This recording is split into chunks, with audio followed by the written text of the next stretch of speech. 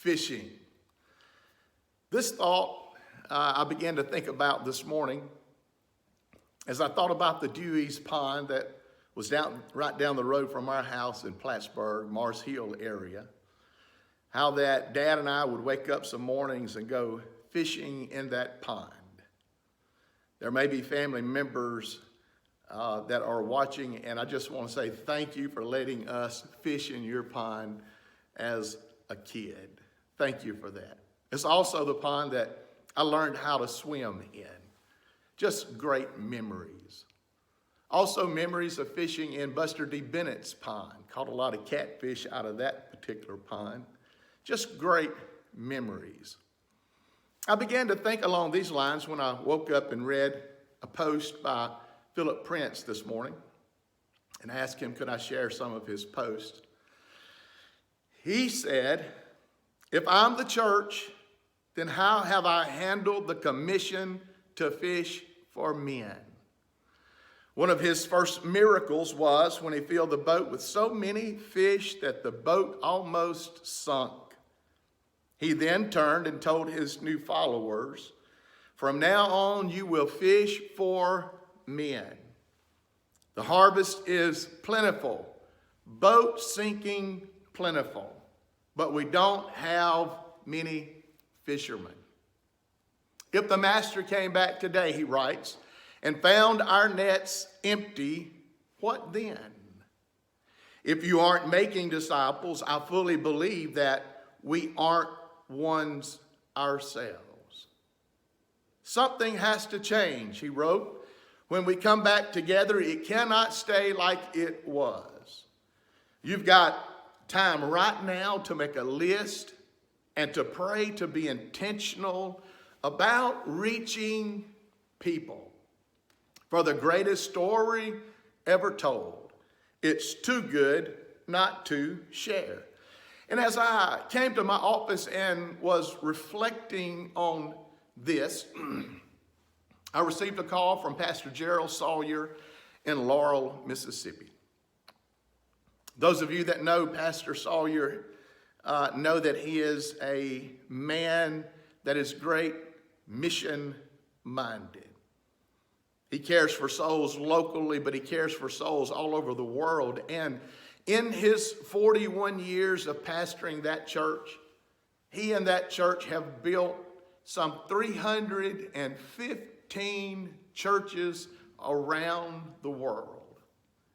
Along with that, he added today, as we were talking, they have bought cars, vans, motorcycles, and even a mule or two.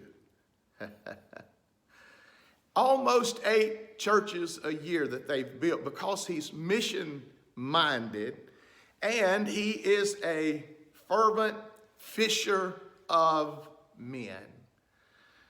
Those of you who are aged somewhat will remember this mindset that we had a few years ago, an old mindset of yesteryear that you possibly would have heard a preacher or two say this: if you don't win a soul, then possibly you will not be saved. Now, while I don't necessarily agree with that theology, I do agree to the importance of that statement. If we don't fish, we will not catch anything. So let's go fishing. An old song came to mind also today as I was reflecting on this. My house is full, but my field is empty. Verse number 1 says, there's peace and contentment in my Father's house today. Lots of food on the table and no one turned away. There's singing and laughter as the hours pass by. But a hush comes to singing as the Father sadly cries. My house is full, but my field is empty. Who will go and work for me today. It seems my children all want to stay around the table, but no one wants to work in the fields. No one wants to work in the fields. Verse 2 says, push away from the table. Look out through the window pane. Just beyond the house of plenty lies a field of golden grain. It's ripened unto harvest, but the reapers, where are they? My house is full, but my field is empty. Who will go and work for me today? It seems my children all want to stay around the table, but no one wants to work in the field. No one wants to work in the field. A very powerful story I read a few years ago. Many years ago, a 25-year-old nephew of Dr. Gonzalez, a famous Chicago preacher, admitted his distress to his uncle because he didn't have any purpose of living. His uncle talked to him and told him the need to just give himself to others and to serve others, and whereby such a purpose he might could find. So he left the building that day after the talk with his uncle and saw a theater burning. The story says that he saw several people trapped inside in an upper story window, and so he quickly climbs the building next to it, where he places a plank across the window and helps several of those people to safety. Unfortunately, in his hero attempt, a falling beam struck him on the head, knocked him to the pavement below, and he was passing away, but they called his uncle, Dr. Gonzalez, and Dr. Gonzalez rushes to him. This young man looks up squarely into his uncle's eyes and whispers this as his last words. Now I know why I was born. Now I know why I was born.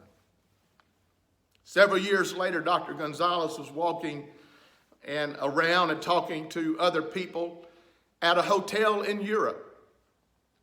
A casual remark about Chicago so excited a man that he was close to that he just started talking excitedly and muttering, and so much that people couldn't understand what he was saying, and his companion had to lead him away.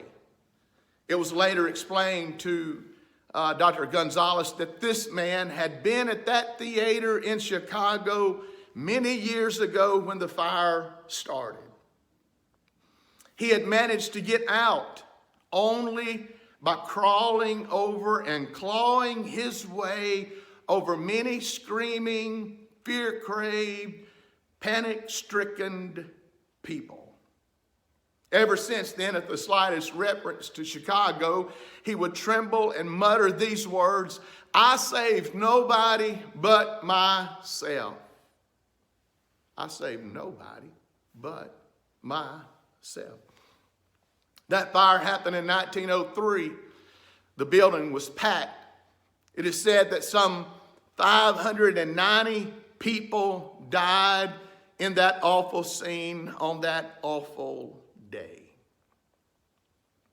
And here is the analogy of that. One of these days, this world and world system will be under the judgment of fire according to the Bible, and the only place of real safety is in Jesus Christ.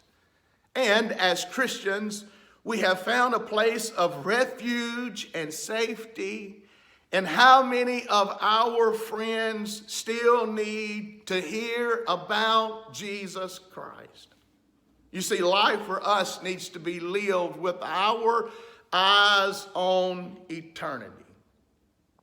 So with that in mind, my thought-provoking question for us tonight is this: in eternity, Will you proudly proclaim, now I know why I was born?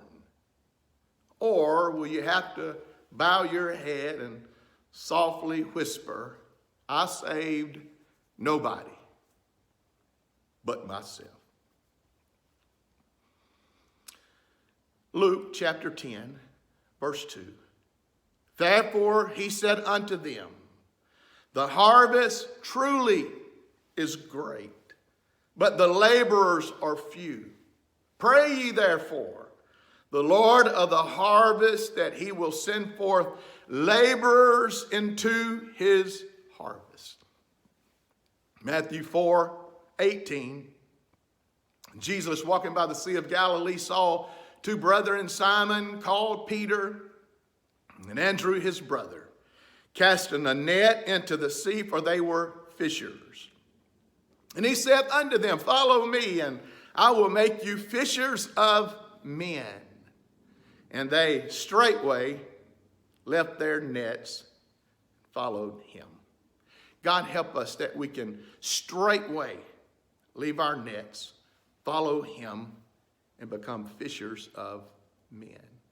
So I say tonight, let's go fishing. Thank you, Philip, for posting.